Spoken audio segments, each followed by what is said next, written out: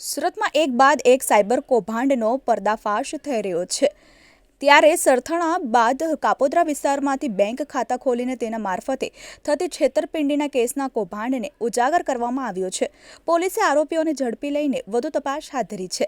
કાપોદ્રા પોલીસે બેંકની કીટ વિદેશ મોકલવાનું કૌભાંડ ઝડપી પાડ્યું છે। સાયબર રોડ માટે રાજસ્થાન વાયા થઈને દુબઈ બેંકની કીટ મોકલવામાં આવતી હતી। ભારતની બેંકમાં ખાતું ખોલી વિદેશ બેસી ઘટનાને આરોપીઓ અંજામ આપતા હતા। કાપોદ્રા પોલીસે 2 આરોપીઓને ધરપકડ કરી છે। આ આરોપીઓ સુરતમાં બેંક ખાતું ખોલાવીને વેચી રૂપિયા કમાવાનો નવો ટ્રેન્ડ ચલાવી રહ્યા હતા। દુબઈ ખાતે બેસી આખું કૌભાંડ ઓપરેટ કરવામાં આવે છે।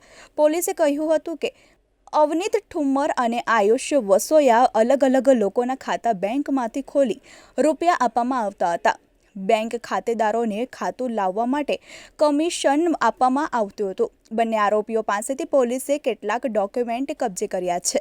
સુરતમાં ઓનલાઈન અને બેંક મારફતે ચીટિંગના કેસો સતત વધી રહ્યા છે ત્યારે ગુજરાતમાં ડિજિટલ બ્રોડમાં સુરત પ્રથમ નંબરે હશે તેવી ધારણા સેવવામાં આવી રહી છે।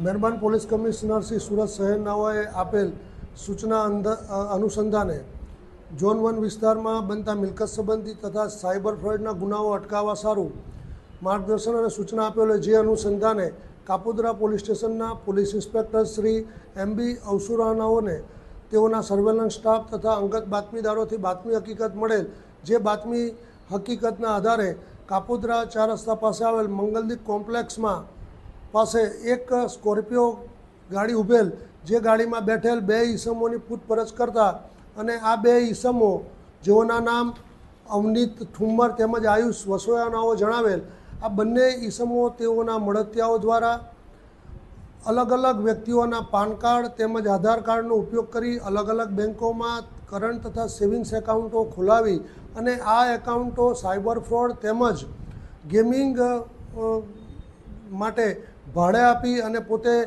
કમિશન મેળવતા હોય અને આ એકાઉન્ટોનો આવી રીતના ગેરઉપયોગ કરતા હોય જે અનુસંધાને તેઓની પ્રાથમિક પૂછપરછ કરતાં આ એકાઉન્ટો તેઓ ભારતમાં તથા ગુજરાત રાજ્યની બહારના અન્ય રાજ્યોમાં અન્ય વ્યક્તિઓને ભાડે આપતા હતા અને તેઓ આ પેટે કમિશન મેળવતા હતા। તેઓની પૂછપરછ કરતાં અને તેઓની અંગઝડતી કરતાં ગાડીમાંથી ઘણા બધા પ્રમાણની અંદર અલગ અલગ કંપનીના મોબાઈલના સિમ કાર્ડ અલગ અલગ વ્યક્તિઓના બેંક એકાઉન્ટની ચેકબુક તથા passbook PAN card Aadhaar card UPI barcode scanner cash deposit કરેલી સ્લીપો બનાવટી ફોર્મ તથા પેઢી કરારો અને કેશ કાઉન્ટર મશીન મળી કુલ કિંમત ₹17,28,000 જેટલાનો મુદ્દામાલ કબજે કરવામાં આવેલ છે। આ હકીકતના આધારે કાપોદ્રા પોલીસ સ્ટેશન ખાતે BNSની કલમ 318(4), 363(2) વગેરે મુજબનો ગુનો રજીસ્ટર કરવામાં આવેલ છે અને હાલ આ ગુનાની તપાસ second point Shri MR Solanki Kapodra police સ્ટેશનનાઓ કરી રહેલ છે।